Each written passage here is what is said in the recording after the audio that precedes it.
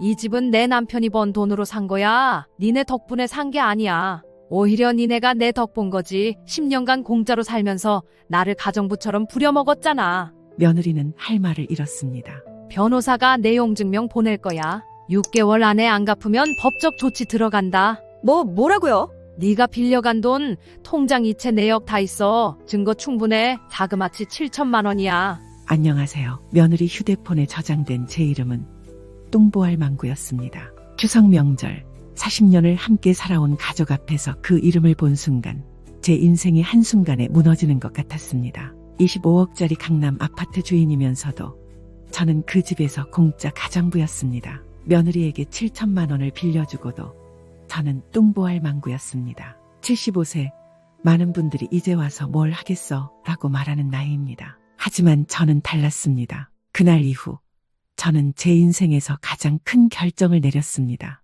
구독과 좋아요 부탁드립니다. 여러분의 작은 응원이 저에게 큰 힘이 됩니다. 제 이름은 김순자, 올해 75입니다. 50년 전 시골 처녀였던 저는 서울로 시집왔습니다. 남편은 성실한 사람이었고 작은 사업을 하던 사람이었습니다. 힘들었던 그 시절 알뜰살뜰 열심히 일에 전념했던 우리는 전 재산을 털어 강남의 작은 아파트를 장만했습니다. 세월이 흐르며 그 집은 25억짜리 아파트가 되었고 저희는 그곳에서 두 아들을 키웠습니다. 30년 전 남편이 세상을 떠난 후 저는 큰아들 민수 가족과 함께 살기 시작했습니다. 남편과 함께 살던 집을 처분하고 큰아들이 살고 있는 집에 합가하게 된 것이었죠. 며느리 유진이 어머님 혼자 계시면 외로우시잖아요. 저희랑 같이 사세요라고 했을 때 저는 정말 고마웠습니다. 추석을 일주일 앞둔 9월의 어느 날 저는 새벽 5시에 일어나 송편을 빚기 시작했습니다. 부엌 창으로 보이는 강남의 아침 풍경은 여전히 낯설었습니다.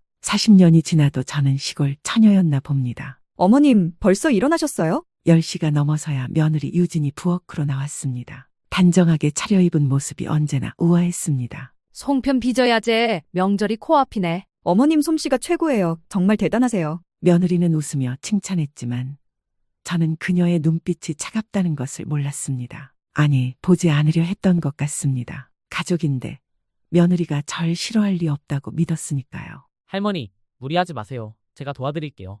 21살 손자 지호만이 진심으로 다가왔습니다. 대학생인 지호는 방학이면 늘 집에서 저와 시간을 보냈습니다. 괜찮다. 지호야, 할매가 하는 게 더 빨라. 할머니가 만든 송편이 제일 맛있어요. 손자의 말에 눈시울이 뜨거워졌습니다. 이 아이만큼은 절 진심으로 대해주는 것 같았습니다. 할머니, 또 송편, 칼로리 폭탄인데 19살 손녀 지민이 부엌을 지나가며 한마디 던졌습니다. 수험생인 지민은 요즘 다이어트에 여념이 없었습니다. 명절 음식인디 조금은 먹어야지. 전 안 먹을 거예요. 살찌니까. 지민은 그렇게 말하고 자기 방으로 들어갔습니다. 며느리가 지민아, 할머니한테 그렇게 말하면 어떡해라고 했지만 그녀의 목소리에는 진심이 없었습니다. 저는 그저 송편을 빚었습니다. 가족을 위해 헌신하는 것이 당연하다고 생각하며 살아왔습니다. 남편이 떠난 후 이 가족이 제 전부였으니까요. 겉으로 보기엔 화목한 가족이었습니다. 하지만 그 평화로운 표면 아래에는 제가 모르는 균열이 자라고 있었습니다. 추석 준비가 본격화되면서 제 하루는 더 바빠졌습니다. 새벽 5시, 알람도 없이 눈이 떠졌습니다. 세수를 하고 부엌으로 향했습니다. 전을 부치고 나무를 묻히고 집안 구석구석을 청소했습니다. 무릎이 쑤시고 허리가 아팠지만 참았습니다. 명절이니까요. 어머님, 저 오늘 친구 만나고 올게요. 며느리 유진은 아침 10시에 일어나 화장을 시작했습니다. 명절 준비 많이 남았는디. 어머님이 하시면 되잖아요. 어머님이 하셔야 맛있어요. 그렇게 말하고 며느리는 지난번에 새로 샀다던 명품 가방을 들고 나갔습니다. 제가 새벽부터 준비한 음식들 옆을 스쳐 지나가면서요. 저녁 무렵 설거지를 하던 중에 거실에서 며느리의 통화 소리가 들렸습니다.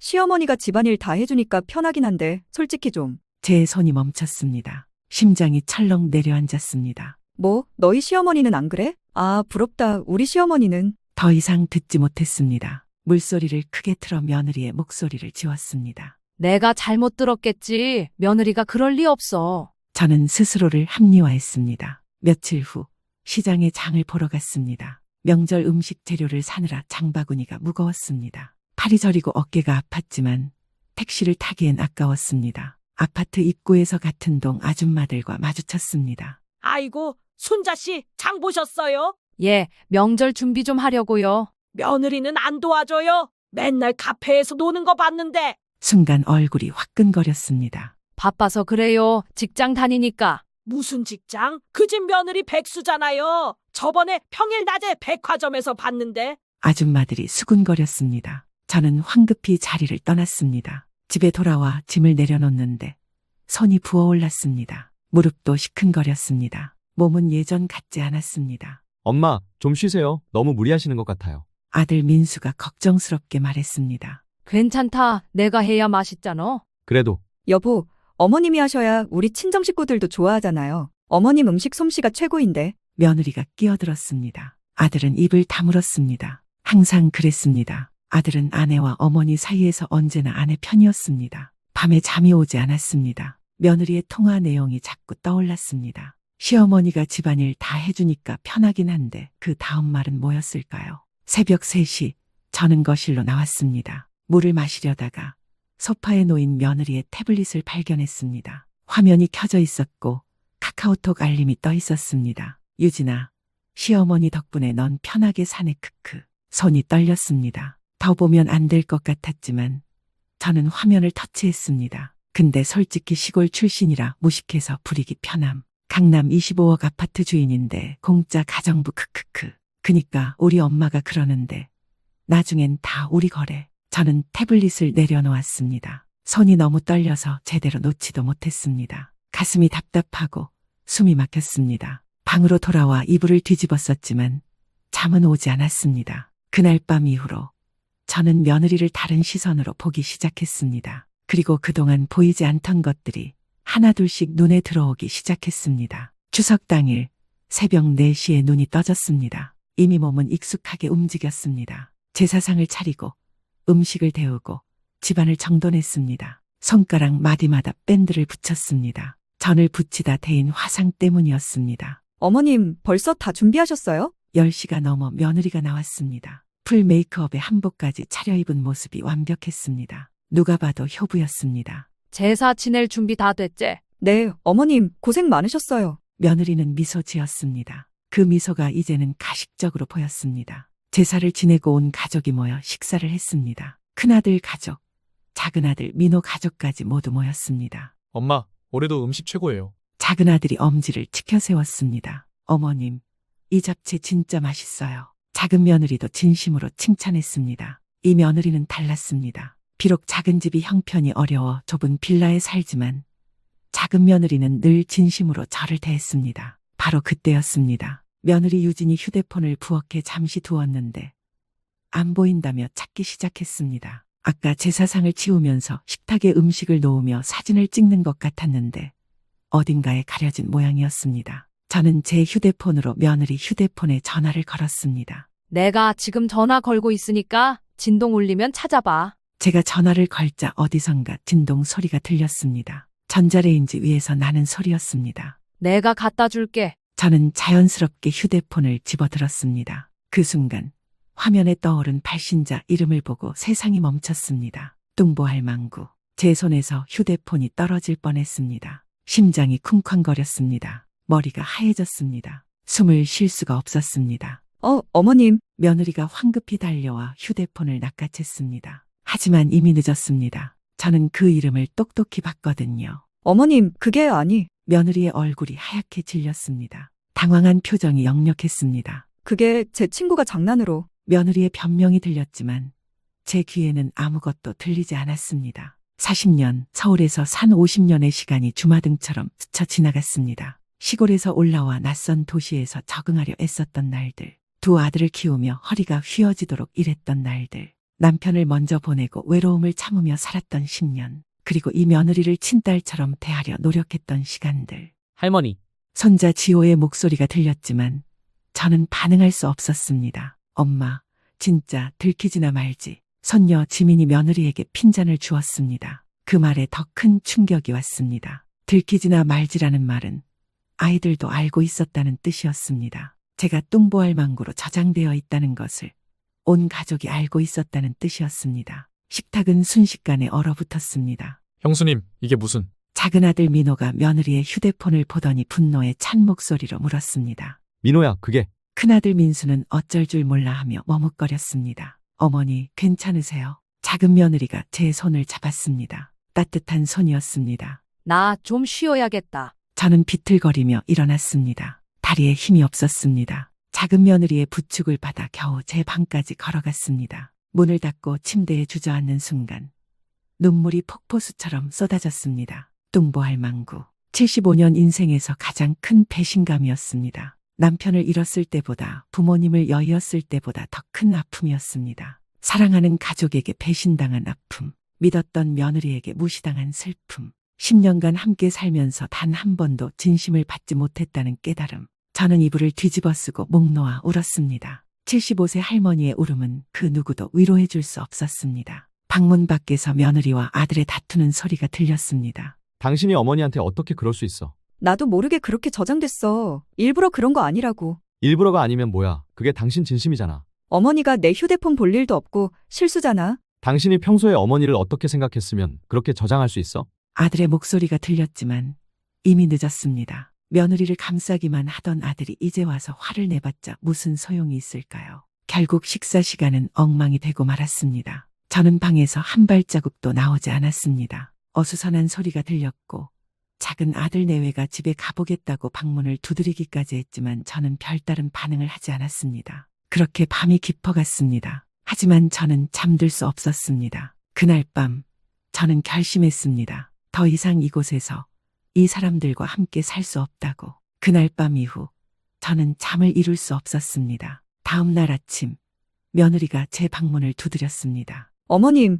아침 드세요. 제가 준비했어요. 괜찮다. 입맛이 없어. 어머님, 어제 일은 정말 죄송해요. 제 친구가 장난으로 그렇게 저장해놨는데 제가 미처 못 바꿨어요. 거짓말이었습니다. 제가 본 것은 분명 며느리가 직접 저장한 이름이었습니다. 그래, 알았어. 저는 짧게 대답하고 문을 닫았습니다. 더 이상 며느리의 변명을 듣고 싶지 않았습니다. 그날부터 저는 조용히 관찰하기 시작했습니다. 그동안 보지 않으려 했던 것들을 이제는 똑똑히 보기로 했습니다. 손자 지호가 며느리 몰래 저를 찾아왔습니다. 할머니, 괜찮으세요?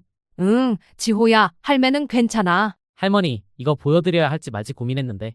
지호는 자신의 휴대폰을 꺼내 며느리의 인스타그램을 보여줬습니다. 화면에는 제가 만든 추석 음식들이 가득했습니다. 송편, 전, 나물, 잡채 모두 제가 새벽부터 밤까지 준비한 음식들이었습니다. 상을 차리면서 사진을 몇 장 찍더니 그 사진을 올린 듯 했습니다. 그런데 캡션이 이랬습니다. 정성껏 준비한 명절 음식 시어머님께서 좋아하실 것 같아요. 효부 명절 음식 정성 손맛. 댓글에는 칭찬이 가득했습니다. 유진 씨 정말 효부시네요. 시어머니가 복 받으셨겠어요. 요리도 잘하시고 시어머니도 잘 모시고 완벽해요. 제 손이 떨렸습니다. 할머니가 만드신 건데 엄마가 자기가 만든 것처럼. 지호의 목소리가 분노로 떨렸습니다. 괜찮아, 지호야. 괜찮지 않아요. 이건 거짓말이잖아요. 저는 지호를 안심시켰지만 마음 한편에서는 분노가 끓어올랐습니다. 며느리는 제 희생을 자신의 공으로 만들고 있었습니다. 며칠 후 저는 제 통장을 확인했습니다. 남편이 남긴 재산과 제 연금으로 모은 예금이 있었습니다. 그런데 통장 내역을 보다가 문득 중간중간 제법 큰 돈이 인출된 기록들이 있었습니다. 하나씩 살펴보며 기억을 되살려보니 지난 5년간 며느리에게 이체한 금액이 7천만 원이었습니다. 어머님, 생활비가 부족해서요. 잠깐만 빌려주세요. 어머님, 지민이 학원비가. 어머님, 이번 달만요. 꼭 갚을게요. 며느리는 늘 그렇게 말했습니다. 그리고 저는 믿었습니다. 가족이니까요. 하지만 단 한 푼도 돌려받지 못했습니다. 저는 작은 아들에게 전화했습니다. 민호야, 너 형수한테 돈 빌려준 적 있니? 아니면 수경이가 빌려줬다던가? 네, 없는데요. 빌려도 제가 빌렸겠죠. 저희 형편 아시잖아요. 그런데 왜요, 엄마? 아니다, 그냥. 혹시나 착하디 착한 작은 아들도 당했을까봐 물어본 것인데 다행히 작은 아들은 무사했습니다. 어느 날 저녁 아들 민수를 조용히 불렀습니다. 민수야, 엄마 할 말이 있어. 네, 엄마 무슨 일이세요?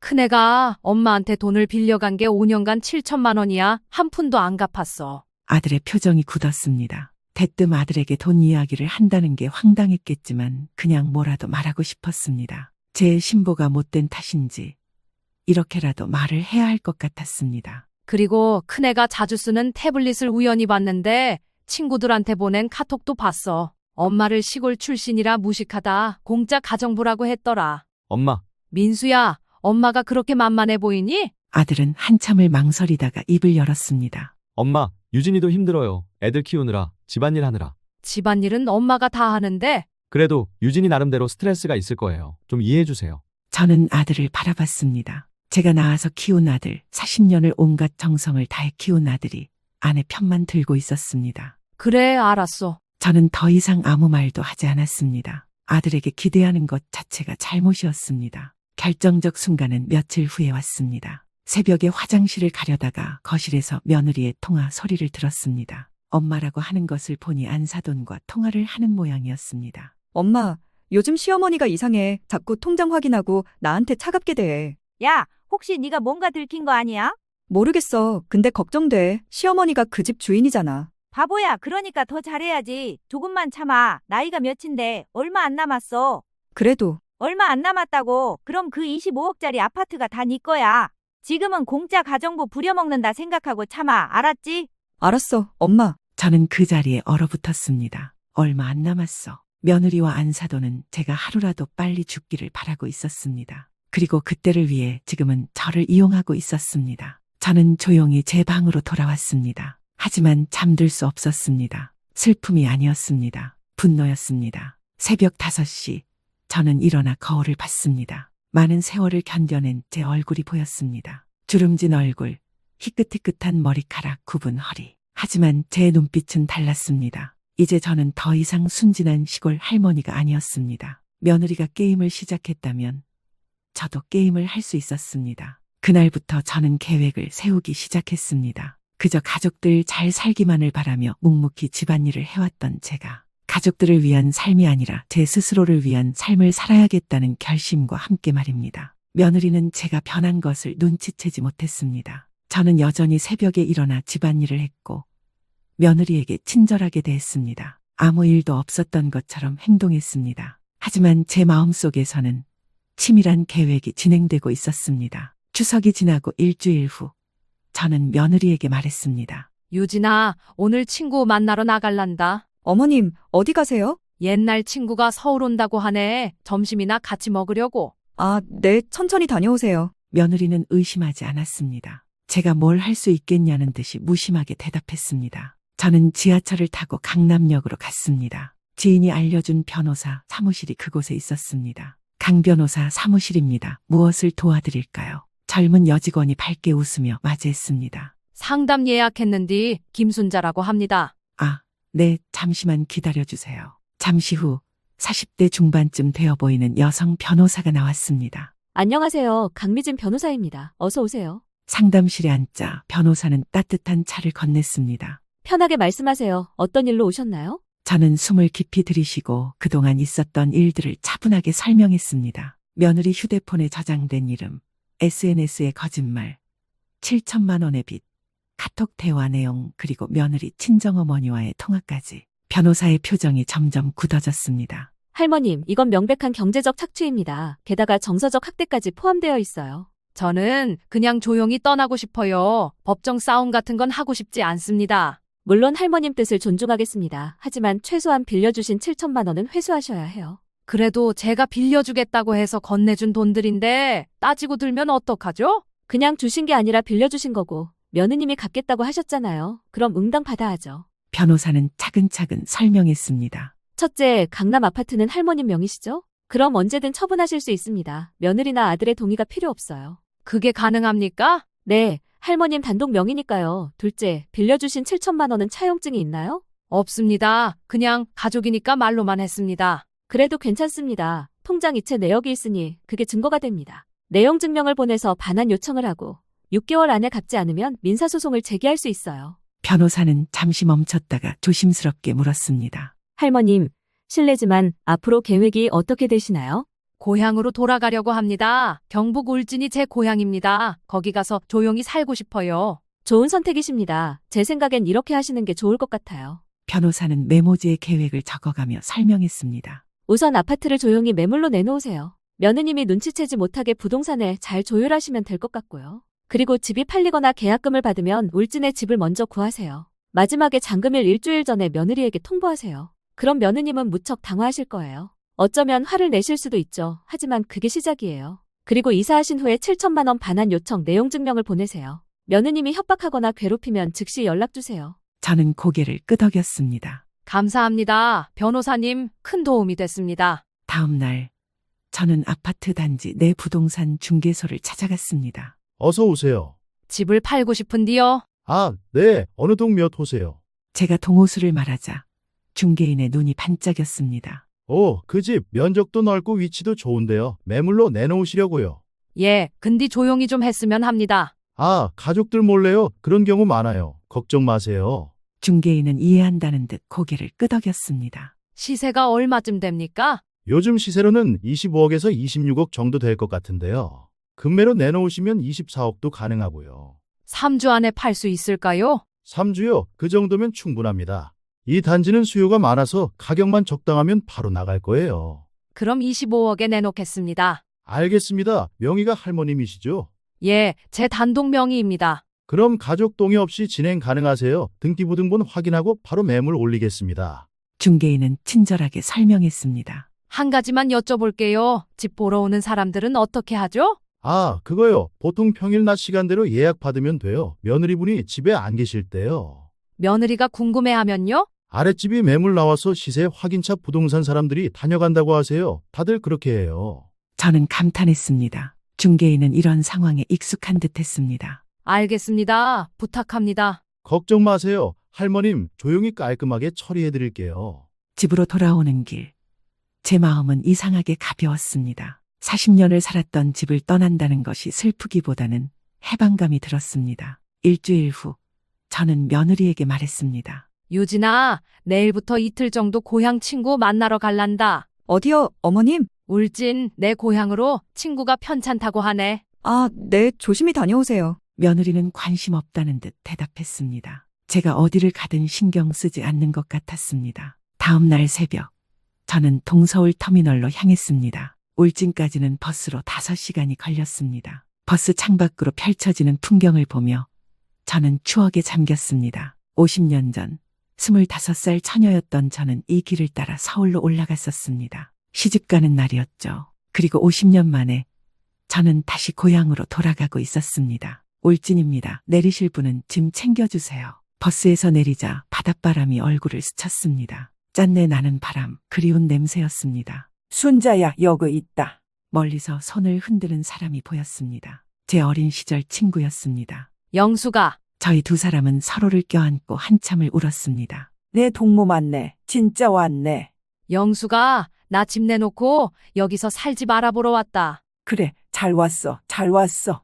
영숙의 집은 바닷가 근처 한옥이었습니다. 작지만 아담하고 따뜻했습니다. 앉아라. 내가 밥 차려줄게. 영숙이 차린 밥상은 소박했지만 정갈했습니다. 된장찌개, 김치, 나물 몇 가지. 하지만 서울에서 먹던 어떤 음식보다 맛있었습니다. 영수가, 나 사실은? 저는 영숙에게 모든 이야기를 털어놓았습니다. 며느리의 배신, 7천만 원의 빚, 뚱보할 망구라는 이름까지. 영숙의 얼굴이 불그락푸르락 변했습니다. 그게 무슨 자식이고 며느리여. 아니, 사람이 그럴 수가 있나. 그래서 나 서울 떠나려고 울진에 와서 살고 싶어. 잘 생각했어. 우리 울진 와서 살아. 여기가 얼마나 좋은디. 영숙은 제 손을 꽉 잡았습니다. 마침 우리 동네에 집 하나 나온다고 하더라. 바닷가 보이는 한옥인디. 주인이 요양원 가면서 파는 거래. 한번 보러 갈래? 그래, 가보자. 다음 날 영숙과 함께 그 집을 보러 갔습니다. 바닷가에서 200m 떨어진 곳에 위치한 작은 한옥이었습니다. 마당에는 감나무가 있었고 거실 창문으로는 푸른 바다가 보였습니다. 어떠냐? 괜찮지? 영수가, 너무 좋다. 저는 바다를 바라보며 눈물을 흘렸습니다. 50년간 서울에서 빌딩 숲에 갇혀 살았던 제가 이제야 진짜 하늘과 바다를 볼 수 있을 것 같았습니다. 주인이 얼마 받는다고 하니? 5억이래. 울진치고는 비싼 편인디. 위치가 좋고 집이 깨끗해서 그래. 5억이면 괜찮네. 서울 아파트 25억의 20%였습니다. 충분히 살 수 있었습니다. 그럼 계약할래? 내가 주인한테 연락해 볼게. 응, 해줘. 그날 저녁 집주인을 만나 계약금 5천만 원을 입금했습니다. 잔금은 한 달 후에 치르기로 했습니다. 할매, 잘 쓰이소. 나는 요양원 가야 하는디. 이 집에서 행복하게 사는 사람 보니까 기분이 좋네요. 집주인 할아버지는 흐뭇하게 웃으며 악수를 청했습니다. 감사합니다. 이 집 소중히 쓸게요. 울진에서의 이틀은 꿈만 같았습니다. 영숙과 함께 바닷가를 산책하고 옛 친구들을 만나고 시장에서 장을 봤습니다. 모두가 반갑게 맞이했습니다. 순자 맞제, 아이고 50년 만이네. 서울서 잘 살다 왔제. 이제 고향 오니까 좋제? 저는 고개를 끄덕였습니다. 정말 좋았습니다. 서울로 돌아가는 버스 안에서 저는 울진의 풍경을 뒤돌아봤습니다. 조금만 기다려. 내가 곧 돌아올게. 서울에 돌아온 다음 날 저는 작은 아들 민호에게 전화했습니다. 민호야, 시간 있니? 엄마가 할 얘기가 있어. 네, 엄마 어디서 만날까요? 너희 집 근처 카페로 갈게. 작은 아들의 집은 강북의 작은 빌라였습니다. 큰 아들보다 경제적으로 여유롭지 못했지만 작은 아들 부부는 언제나 성실하고 따뜻했습니다. 카페에서 만난 민호는 걱정스러운 표정이었습니다. 엄마, 무슨 일이세요? 추석 때 일 때문에 그러세요? 그것도 있고 엄마가 큰 결정을 내렸어. 저는 차분하게 계획을 설명했습니다. 강남 아파트를 팔 것, 울진으로 이사 갈 것, 형수에게 빌려준 돈을 받아낼 것. 민호의 눈이 점점 커졌습니다. 엄마, 진짜 그러실 거예요? 응, 이미 아파트는 매물로 나갔어. 울진 집도 계약했고. 엄마, 저희 집이 좁아서 모시지 못해 정말 죄송했어요. 그래서 형님 집에 계셨는데. 민호의 목소리가 떨렸습니다. 아니다. 네 형네 집이 더 넓고 좋아서 간 거였어. 근데 이제 엄마가 편하게 살고 싶어서 가는 거야. 형수님이 정말 그렇게까지 했어요? 응, 너도 그날 봤잖아. 근데 이건 네 형네 문제고 엄마는 그냥 조용히 떠날 거야. 그래도 형이나 형수님이 가만히 있을까요? 갑자기 나가라고 하면. 어차피 내 명의로 된 집이잖니. 한두 살 먹은 어린애들도 아니고 자기들 몸니 집 하나 정도는 구할 수 있겠지. 내가 내 집 팔겠다는데 무슨 상관이야. 그동안 돈 안 받고 살게 해준 것도 감지덕지 해야지. 민호는 한참을 고민하다가 물었습니다. 엄마, 제가 도와드릴 것 있으세요? 니는 신경 쓰지 마. 엄마가 다 알아서 할게. 대신. 네? 가끔 울진에 놀러 와줘. 니네 가족이랑. 민호의 눈가가 붉어졌습니다. 엄마, 당연하죠. 명절 때마다 울진으로 갈게요. 엄마 편하시게 모실게요. 고맙다, 민호야. 작은 아들과 헤어지며 저는 안도감을 느꼈습니다. 적어도 작은 아들만큼은 제 편이었습니다. 일주일 후 손자 지호가 제 방을 조용히 두드렸습니다. 할머니, 들어가도 돼요? 그래, 들어와. 지호는 제 방에 들어와 문을 닫고 조심스럽게 물었습니다. 할머니, 집 파신다는 거 사실이에요? 네가 어떻게 알았어? 부동산 아저씨가 이번 주에 2번이나 오셨어요. 엄마는 몰랐는데 저는 봤어요. 지호는 영리한 아이였습니다. 그래, 사실이야. 할머니, 어디 가시려고요? 울진 할매 고향으로 갈 거야. 지호의 눈에 눈물이 고였습니다. 할머니 때문에 그런 거죠? 엄마가 할머니한테 너무 심하게 해서. 지호야, 네 잘못 아니야. 저는 손자를 끌어안았습니다. 할매는 네가 자랑스러워. 이 집에서 네만 할매를 진심으로 대해줬어. 할머니, 저도 따라갈게요. 안 돼. 넌 대학교 다녀야지. 방학 때 찾아뵐게요. 꼭요. 그래, 약속하자. 저는 지호의 머리를 쓰다듬었습니다. 지호야, 네 엄마를 미워하지는 마라. 사람은 누구나 실수를 해. 근디 할매는 더 이상 여기서 살 수 없어. 이해하제? 네, 할머니, 이해해요. 할매가 울진 가서도 유튜브 할 거야. 네가 가르쳐준 대로. 그럼 지호가 보고 싶을 때 영상 보면 되제? 할머니, 정말요? 유튜브 하실 거예요? 응, 할매 요리 가르쳐주는 거 네가 찍어준다고 했제? 해보고 싶은 거 다 해봐야제. 지호는 환하게 웃었습니다. 네, 방학 때 울진 가서 할머니 영상 찍어드릴게요. 손자와의 약속은 제게 새로운 희망이 되었습니다. 아파트 계약이 완료된 것은 2주 후였습니다. 매수자는 젊은 부부였습니다. 아이가 둘 있었고 강남 학군을 위해 이사 온다고 했습니다. 할머님, 집 정말 잘 관리하셨네요. 고맙습니다. 잘 쓰이소. 계약금 2억 5천, 잔금은 2주 후에 치르기로 했습니다. 이제 며느리에게 말해야 할 시간이 다가왔습니다. 하지만 그 전에 저는 40년간의 짐을 정리해야 했습니다. 밤에 며느리와 아들이 잠든 후 저는 조용히 제 방의 짐을 정리하기 시작했습니다. 옷장에는 50년 치옷이 가득했습니다. 대부분 버리기로 했습니다. 새로운 시작에는 새 옷이 필요했습니다. 서랍장에는 남편의 유품이 있었습니다. 결혼반지, 시계, 사진들, 이것들은 챙기기로 했습니다. 앨범을 펼치니 아이들 어렸을 때 사진이 나왔습니다. 민수와 민호가 웃고 있는 사진, 그때는 정말 행복했습니다. 어머니, 뭐 하세요? 며느리가 문을 열고 들어왔습니다. 아, 짐 좀 정리하고 있어. 어머님, 뭐 버리시게요? 제가 도와드릴게요. 괜찮아. 혼자 할 수 있어. 저는 단호하게 말했습니다. 며느리는 잠시 머뭇거리다가 나갔습니다. 제가 달라진 것을 느낀 것 같았지만 확신하지는 못하는 듯 했습니다. 일주일 동안 저는 조금씩 짐을 정리했습니다. 큰 짐은 이미 울진 집으로 보냈습니다. 며느리 몰래 작은 아들의 도움을 받아서요. 이제 제 방에는 꼭 필요한 물건만 남았습니다. 그리고 D-Day가 다가왔습니다. 아파트 잔금일이 일주일 앞으로 다가왔습니다. 저는 변호사와 함께 모든 서류를 점검했습니다. 등기 이전 서류, 통장, 인감증명서, 모든 것이 준비되었습니다. 할머님, 일주일 후면 25억이 할머님 통장으로 들어옵니다. 그럼 그날 바로 며느리분께 통보하실 거죠? 예, 그날 아침에 말할 겁니다. 혹시 며느리분이나 아드님이 법적 조치를 취하려 할 수도 있어요. 하지만 걱정 마세요. 집은 할머님 명의고 할머님께서 임의로 처분하신 건 전혀 문제 없습니다. 감사합니다, 변호사님. 집으로 돌아오는 길, 제 마음은 무거우면서도 가벼웠습니다. 그날 저녁, 며느리가 이상한 낌새를 느낀 듯 물었습니다. 어머님, 요즘 자주 외출하시네요. 어디 아프신 거 아니에요? 아니야, 친구들 좀 만나고 다니는 거야. 아, 그래요? 근데 어머님, 요즘 집에 부동산 사람들이 자주 오는 것 같던데. 심장이 철렁했지만 저는 침착하게 대답했습니다. 아, 그거? 아랫집 박 씨가 집 판다고 하더라. 그런데 박 씨가 길게 외여행을 가서 구조 비슷한 우리 집 보여준 거야. 시세 알아보려고 부동산 사람들이 다녀가나 봐. 아, 그렇구나. 깜짝 놀랐잖아요. 며느리는 안도하는 듯 했습니다. 하지만 저는 알았습니다. 며느리가 불안해하고 있다는 것을. 잔금일이 닷새 앞으로 다가왔습니다. 이사업체와 최종 계약을 했습니다. D-Day 아침 8시에 트럭이 올 것입니다. 큰 아들네와 살다 보니 제 방에 있던 짐만 빼가면 되는 일이라 큰 트럭이 필요하지 않았고 옷가지와 쓰던 물건 몇 개를 가져가야 했기에 1톤 트럭 한 대가 오기로 했습니다.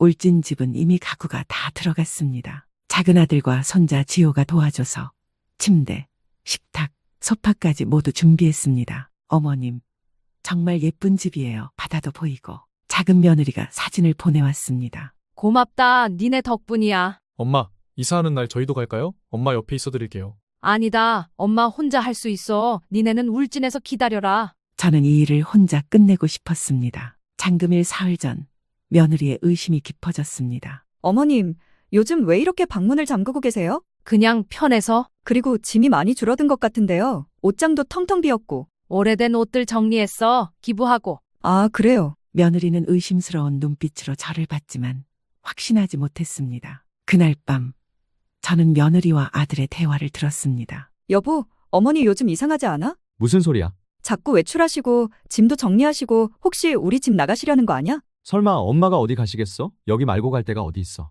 아들의 목소리에는 확신이 가득했습니다. 저를 과소평가하고 있었습니다. 그래도 나 불안해. 요즘 유튜브만 봐도 알 수 있어. 자식들이랑 살기 싫다고 집 팔고 고향으로 가버리거나 그런 거. 괜찮아. 엄마는 우리 없이 못 사셔. 그 말을 듣는 순간 저는 이를 악물었습니다. 두고 봐라. 내가 너희 없이도 잘 살 수 있다는 걸 보여주마. 잔금일 하루 전날 밤이었습니다. 저는 마지막 짐을 정리하며 50년의 삶을 떠올렸습니다. 이 집에서의 추억들, 아이들을 키우던 시절, 남편과 함께 웃던 순간들, 손주들이 태어났을 때의 기쁨, 모두 소중한 기억들이었습니다. 하지만 이제 떠날 시간이었습니다. 밤 11시, 저는 마지막으로 집안을 둘러봤습니다. 거실, 부엌, 베란다, 모든 곳에 제 흔적이 남아 있었습니다. 안녕, 그리고 고마웠어. 저는 작게 속삭였습니다. 내일이면 새로운 삶이 시작됩니다. 아침 6시, 저는 평소보다 일찍 일어났습니다. 세수를 하고 단정하게 옷을 입었습니다. 오늘은 특별한 날이니까요. 7시, 며느리와 아들이 출근 준비를 시작했습니다. 7시 30분, 현관에서 인사를 나눴습니다. 어머님, 저희 출근할게요. 그래, 조심해서 다녀와라. 며느리가 문을 열려는 순간 아래에서 큰 트럭이 올라오는 소리가 들렸습니다. 저 트럭 뭐지? 며느리가 창문으로 내다봤습니다. 이사 트럭이 아파트 앞에 멈춰 섰습니다. 어머님, 저 트럭이 우리 집 앞에 섰는데요. 저희 라인에 누가 이사 가나 봐요. 며느리의 목소리가 떨렸습니다. 저는 침착하게 말했습니다. 내가 이사 가는 거야. 네? 어머님, 무슨 말씀을? 네 휴대폰에 저장된 내 이름 봤다. 뚱보할 망구. 며느리의 얼굴이 새하얗게 질렸습니다. 아들 민수가 황급히 끼어들었습니다. 엄마, 그게 오해예요. 오해 아니다. 저는 차분하지만 단호하게 말했습니다. 나 다 봤어. 내 친구들한테 보낸 카톡. 시골 출신이라 무식해서 부리기 편하다. SNS에 내가 만든 음식 네가 만든 것처럼 올린 것. 나한테 빌려간 7천만 원 한 푼도 안 갚은 것. 네 친정어머니한테 조금만 참으면 다 내 거라고 한 것 다 알아. 며느리는 말문이 막혔습니다. 그리고 이 집 저는 침착하게 말을 이어갔습니다. 내 이름으로 된 거 알제? 팔았다. 25억에 새 주인이 오늘 잔금 치르고 2주 후에 들어온다. 폭탄 선언이었습니다. 어머님, 그게 무슨 말씀이세요? 며느리가 비명을 질렀습니다. 이 집을 팔다니 저희는 어떡하라고요? 저희 살 곳은요? 그건 니네 문제다. 저는 냉정하게 대답했습니다. 며느리는 제 앞에 무릎을 꿇었습니다. 어머님, 제가 잘못했어요. 정말 죄송해요. 다시는 안 그럴게요. 제발 집 팔지 마세요. 하지만 저는 흔들리지 않았습니다. 일어나라. 무릎 꿇는다고 해결될 일이 아니야. 어머님, 제발요. 저희 어디 가서 살아요? 전세금도 없고 집값도 비싼데. 50년 전에 나도 똑같았어. 시골에서 올라와서 남편이랑 단칸방에서 시작했어. 니네도 할 수 있어. 아들 민수가 끼어들었습니다. 엄마, 그래도 우리가 가족인데 이렇게까지 하실 건 없잖아요. 저는 아들을 바라봤습니다. 실망감이 가득한 눈빛으로. 민수야, 넌 내 아들이 맞나? 큰애가 5년간 나를 어떻게 대했는지 알면서도 넌 한 번도 내 편을 들어준 적이 없어. 그게 가족이냐? 엄마, 넌 늘 네 아내 편만 들었어. 내가 힘들어도, 내가 아파도 넌 엄마, 유진이도 힘들어요라고만 했지. 그게 아들이냐? 민수는 고개를 숙였습니다. 할 말이 없었습니다. 며느리는 계속 애원했습니다. 어머님, 그래도 손주들 생각하세요. 지민이는 수험생이에요. 지호는 대학생이고요. 애들 인생은요. 갑자기 집을 팔았다고 하시면 저희는 길거리에 나앉으라는 말씀이세요? 제발 이성적으로 생각하세요. 네? 그 순간 손자 지호가 방에서 나왔습니다. 엄마, 그만해. 지호의 목소리는 차가웠습니다. 할머니 붙잡지 마. 할머니가 엄마한테 얼마나 실망하셨는지 알아? 지호야, 너까지. 나 할머니가 우는 거 봤어. 추석날 밤에 할머니가 혼자 방에서 우시는 거 엄마 때문이었어. 지호는 눈물을 흘리며 할머니께 다가왔습니다. 할머니, 그동안 감사했어요. 방학 때 울진 꼭 찾아뵐게요. 저는 손자를 껴안았습니다. 고맙다. 지호야, 할매가 맛있는 거 해줄게. 할머니, 사랑해요.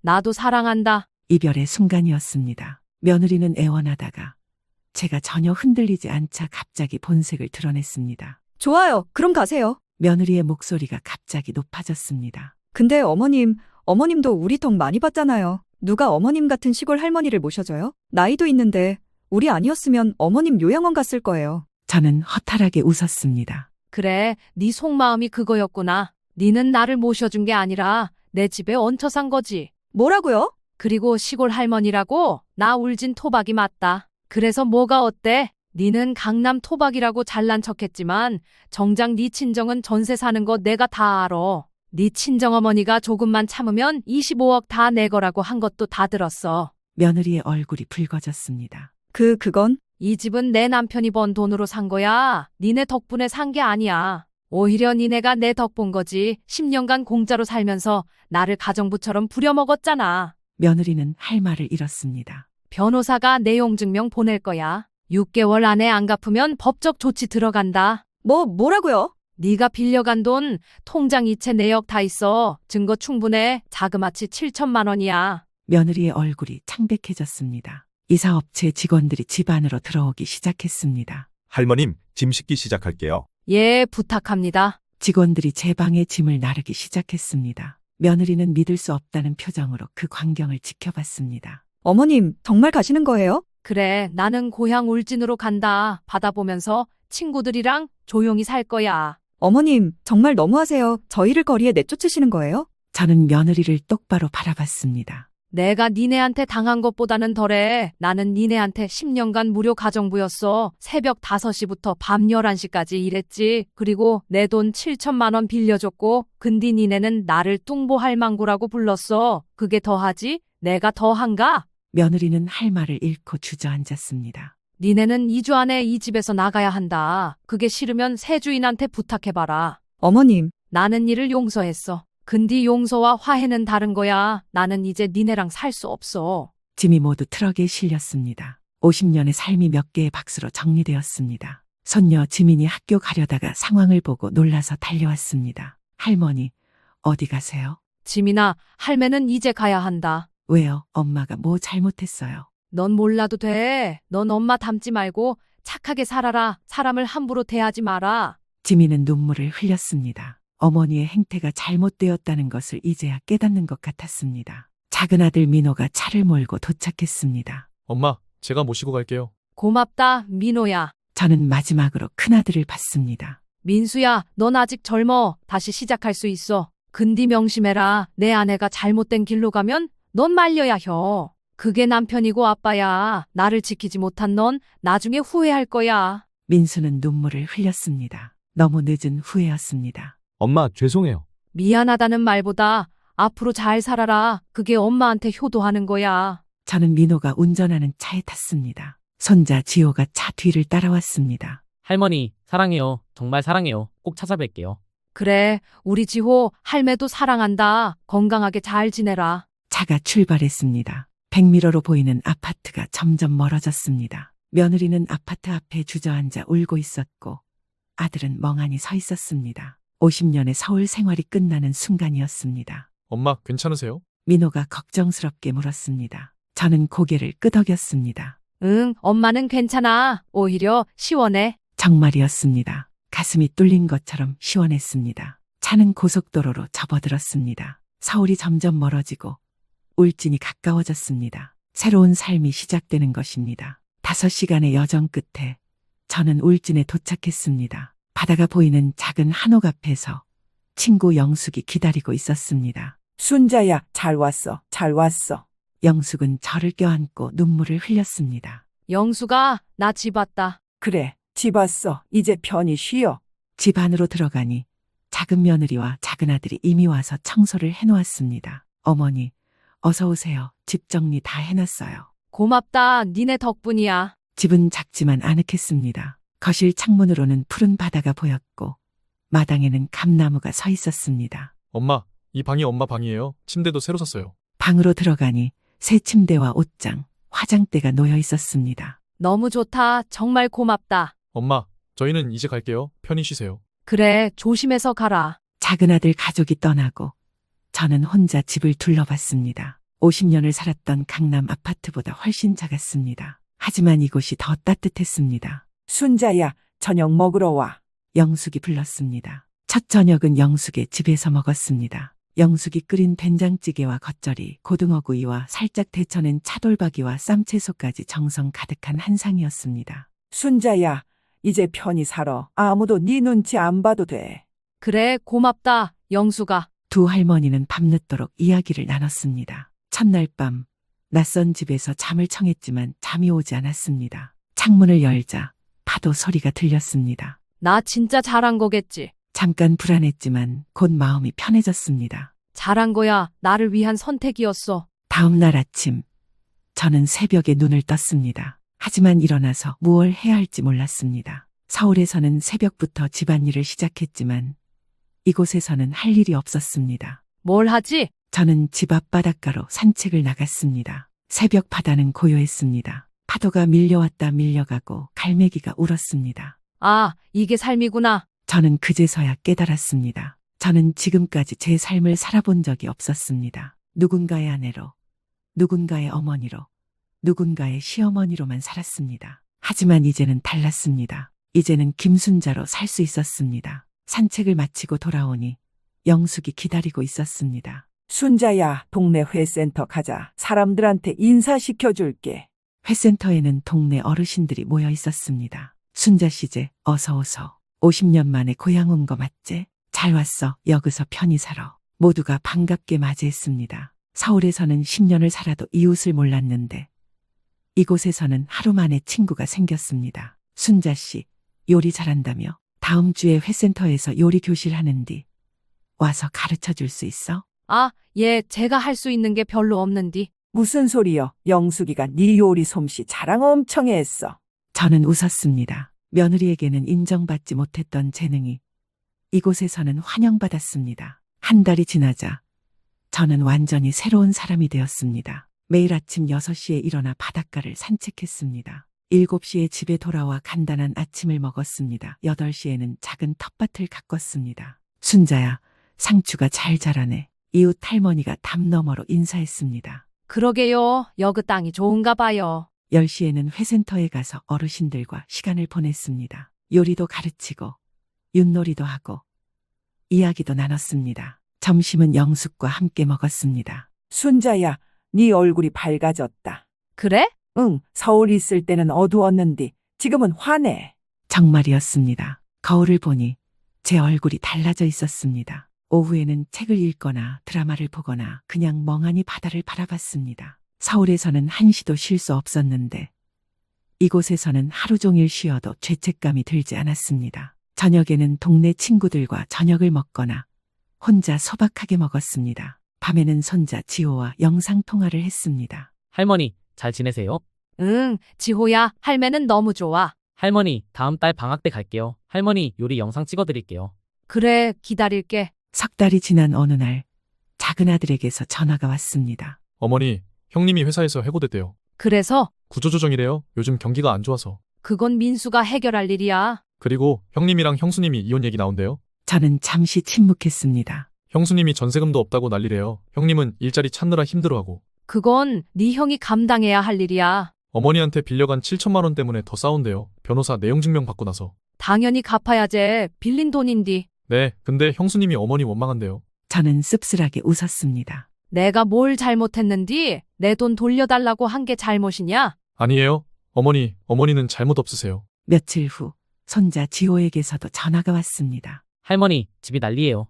무슨 일이요? 지호야? 엄마는 매일 아빠한테 할머니 집 팔아서 뭐 했냐고 소리 지르고, 아빠는 일자리 찾느라 힘들어하고, 저는 중간에서. 지호야, 그건 부모님이 해결할 일이야. 넌 네 공부만 열심히 해. 할머니, 엄마가 할머니 찾아가서 빌면 용서해 주시겠어요? 저는 단호하게 대답했습니다. 아니다. 나는 네 엄마를 용서했어. 근데 용서와 화해는 다른 거야. 나는 네 엄마랑 다시 같이 살 수 없어. 네, 할머니. 지호야, 할매는 여기서 행복해. 네 엄마는 자기 인생 자기가 책임져야 혀. 전화를 끊고 나서 영숙이 물었습니다. 며느리 소식? 응, 아들이랑 이혼한대. 자업자득이제 착한 사람 괴롭히면 복 나가는 거야. 저는 복잡한 심경이었습니다. 며느리가 고생한다는 소식이 안쓰럽기도 했지만 동시에 당연한 결과라는 생각도 들었습니다. 6달이 지나자 저는 완전히 동네 사람이 되었습니다. 회센터 요리교실은 대성공이었습니다. 순자 씨, 이송편 비법 좀 알려주소. 허허, 그냥 정성껏 하는 거요. 반죽할 때 뜨거운 물로 익반죽하고 손은 너무 많이 넣지 말고. 어르신들이 열심히 메모했습니다. 순자 씨 덕분에 내 손자가 송편 맛있다고 하네. 우리 며느리가 순자 씨한테 배우라고 하더라. 며느리에게는 인정받지 못했던 제 요리가 이곳에서는 모두에게 사랑받았습니다. 어느 날 손자 지호가 방학을 맞아 울진에 왔습니다. 할머니. 아이고, 우리 지호. 지호는 카메라 장비를 잔뜩 들고 왔습니다. 할머니, 약속대로 할머니 요리 영상 찍으러 왔어요. 그래? 근데 누가 보겠어? 할머니, 요즘은 유튜브 시대예요. 할머니 요리 솜씨면 대박 날 거예요. 그렇게 시작된 것이 할매의 부엌 유튜브 채널이었습니다. 첫 영상은 송편 만들기였습니다. 안녕하세요. 울진에 사는 김순자 할매입니다. 오늘은 송편 만드는 법을 알려드릴게요. 지호가 전문가처럼 영상을 찍었습니다. 할머니, 자연스럽게 하세요. 평소처럼요. 저는 평소처럼 송편을 빚었습니다. 반죽하는 법, 소 만드는 법, 예쁘게 빚는 법까지 차근차근 설명했습니다. 자, 이렇게 하면 송편 완성입니다. 쪄서 참기름 살짝 발라주면 돼요. 영상을 올린 지 일주일 후 지호가 흥분해서 전화했습니다. 할머니, 조회수가 10만이 넘었어요. 그게 많은 거냐? 엄청 많은 거예요. 댓글 좀 보세요. 댓글을 읽어주는 지호의 목소리가 들렸습니다. 이런 분이 진짜 국보시네요. 우리 할머니 생각나요. 이게 진짜 레시피예요. 정성이 느껴져요. 며느리가 못 알아본 게 바보죠. 마지막 댓글을 듣는 순간 저는 묘한 감정이 들었습니다. 며느리에게는 인정받지 못했던 제 재능이 대한민국 전체에게 인정받고 있었습니다. 이것이 진짜 사이다였습니다. 1년 후 추석이 다가왔습니다. 작은 아들 가족과 손자 지호가 울진으로 왔습니다. 어머니, 왔어요. 아이고, 잘 왔다. 이번에는 혼자 준비하지 않았습니다. 영숙과 동네 친구들이 함께 도와줬습니다. 순자야, 저는 내가 부칠게. 김씨 할매, 나물은 내가 무칠게. 마을 잔치처럼 다 함께 준비했습니다. 1년 전 혼자 새벽부터 고생했던 것과는 천지 차이였습니다. 어머니, 진짜 행복해 보이세요. 작은 며느리가 웃으며 말했습니다. 그래, 엄마는 정말 행복해. 제사를 지내고 다 함께 식사를 했습니다. 작은 아들 가족, 손자 지호, 영숙, 동네 친구들까지. 할머니, 이 잡채 진짜 최고예요. 이전에도 맛있었지만 지금이 훨씬 맛있어요. 모두가 행복하게 웃었습니다. 바로 그때 초인종이 울렸습니다. 누구요? 문을 열자 예상치 못한 사람이 서 있었습니다. 전 며느리 유진이었습니다. 유진은 1년 전과는 완전히 달라져 있었습니다. 명품 가방 대신 낡은 크로스백을 메고 화려한 옷 대신 평범한 청바지를 입고 있었습니다. 화장기 없는 얼굴은 초췌했습니다. 어머님, 왜 왔어? 저는 차갑게 물었습니다. 어머님께 사과하러 왔어요. 제가 정말 잘못했어요. 유진은 무릎을 꿇으려 했습니다. 일어나. 무릎 꿇는다고 해결될 일이 아니야. 그리고 여기는 내 집이야. 무릎 꿇지 마. 어머님, 제발 저 좀 용서해 주세요. 유진의 목소리가 떨렸습니다. 용서는 이미 했어. 근데 그게 뭐? 제가 얼마나 큰 실수를 했는지 이제 알겠어요. 민수랑 이혼하고 친정집에 얹혀 사니까 그래서? 친정엄마가 저한테 똑같이 해요. 공짜로 먹고 사는 주제에 너 때문에 우리 집안이 쪽팔려. 그제서야 제가 어머님께 얼마나 큰 상처를 드렸는지. 저는 팔짱을 꼈습니다. 네 친정어머니한테 당해봐야 내 마음을 알았구나. 어머님, 정말 죄송해요. 하지만 저는 흔들리지 않았습니다. 유진아, 나는 네가 고생하는 거 안쓰럽다. 근데 그게 내 책임은 아니야. 니는 네 선택의 결과를 사는 거야. 어머님, 나를 뚱보할망구라고 부르고 내 돈 7천만 원 떼먹고 내 요리를 네가 한 것처럼 SNS에 올릴 때 니는 이 날이 올 줄 몰랐지. 유진은 고개를 숙였습니다. 나는 니를 용서했어. 근데 용서와 화해는 다른 거야. 나는 니랑 다시 가족 못해. 미안하지만 그냥 남남으로 살자. 영숙이 나와서 말했습니다. 며느님, 이제 가보소. 여기는 순자 집이고 오늘은 순자 가족들 오는 날이요. 유진은 비틀거리며 일어났습니다. 7천만 원은 갚겠습니다. 조금씩이라도. 그래, 그건 네 의무야. 유진은 눈물을 흘리며 돌아섰습니다. 어머님, 행복하세요. 니도 잘 살아. 유진이 떠나고 저는 다시 집 안으로 들어갔습니다. 손자 지호가 할머니를 껴안았습니다. 할머니, 괜찮으세요? 응, 할매는 괜찮아. 나는 네가 더 걱정이지. 정말 괜찮았습니다. 며느리를 보고도 더 이상 마음이 흔들리지 않았습니다. 진짜 가족과 가짜 가족이 명확히 구분되는 순간이었습니다. 2년이 지난 지금 저는 울진에서 완벽하게 정착했습니다. 할매의 부엌 유튜브 채널은 구독자 30만 명을 돌파했습니다. 할머니, 오늘 영상 조회수 50만 넘었어요. 지호가 흥분해서 전화했습니다. 그래, 고맙다. 우리 지호. 광고 수익만으로도 한 달에 300만 원이 넘었습니다. 할매가 돈을 벌어 동네 사람들이 신기해했습니다. 하지만 저는 그 돈을 혼자 쓰지 않았습니다. 회센터에 에어컨 하나 달아드리고 싶은디요. 순자 씨, 그게 얼마인디? 괜찮아요. 제가 유튜브로 번 돈이요. 나눠 쓰는 게 좋지. 동네 독거노인들께 반찬도 돌렸습니다. 할매, 이게 뭐요? 그냥 제가 해봤는디 드셔보세요. 며느리에게 ATM 취급받던 할머니가 이제는 스스로 돈을 벌고 남을 돕고 있었습니다. 아들 민수는 2년 만에 재취업했습니다. 그리고 재혼했습니다. 새아내는 평범한 직장인으로 겸손하고 따뜻한 사람이었습니다. 어머님, 저희가 울진 가서 인사드려도 될까요? 민수가 전화로 물었습니다. 그래, 와라. 며느리도 데려와. 명절에 민수가 새아내와 함께 왔습니다. 어머님, 처음 뵙겠습니다. 말씀 많이 들었어요. 새 며느리는 정중하게 90도로 인사했습니다. 그래, 잘 왔다. 우리 민수 잘 부탁한다. 네, 어머님, 저 어머님께 약속드릴게요. 제가 며느리로서 어머님을 잘 모시지 못해도 절대 무시하거나 함부로 대하지 않을게요. 그 말에 저는 고개를 끄덕였습니다. 고맙다. 그 마음이면 충분해. 저녁 식사 후 민수가 저를 조용히 불렀습니다. 엄마, 유진이가 울진까지 찾아왔었죠. 그래, 니는 어떻게 알았어? 지호한테 들었어요. 엄마, 유진이를 안 받아주셔서 감사해요. 저는 놀랐습니다. 네가 그런 말을 하다니. 엄마, 저 이제 알았어요. 가족은 피가 아니라 마음이라는 걸요. 잘 깨달았구나. 엄마, 늦었지만 정말 죄송해요. 그리고 감사해요. 엄마 덕분에 저도 새 삶을 살게 됐어요. 저는 아들의 손을 잡았습니다. 잘 살아. 그게 엄마한테 효도하는 거야. 어느 날 저는 유튜브에 특별한 영상을 올렸습니다. 안녕하세요. 할매의 부엌 김순자입니다. 오늘은 요리가 아닌 제 이야기를 해볼까 합니다. 저는 카메라 앞에서 담담하게 말했습니다. 2년 전 저는 며느리 휴대폰에서 제 이름이 뚱보할망구로 저장된 걸 봤어요.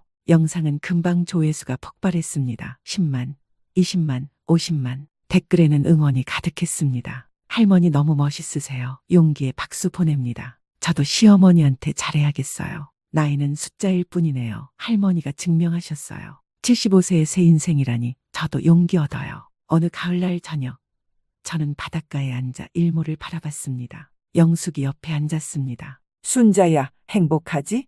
응, 진짜 행복해. 2년 전 그날 네가 그 이름 안 봤으면 어땠을까? 저는 웃었습니다. 나는 아직도 서울에서 하녀로 살고 있었겠지. 그날이 내 인생 최고의 날이야. 맞아, 때론 배신이 축복이지. 두 할머니는 석양을 바라봤습니다. 붉게 물든 하늘, 금빛으로 반짝이는 바다, 시원한 바닷바람. 저는 이 모든 것이 감사했습니다. 며느리의 배신이 없었다면 저는 이 행복을 몰랐을 것입니다. 휴대폰이 울렸습니다. 손자 지호였습니다. 할머니, 다음 주 울진 갈게요. 할머니 생신이잖아요.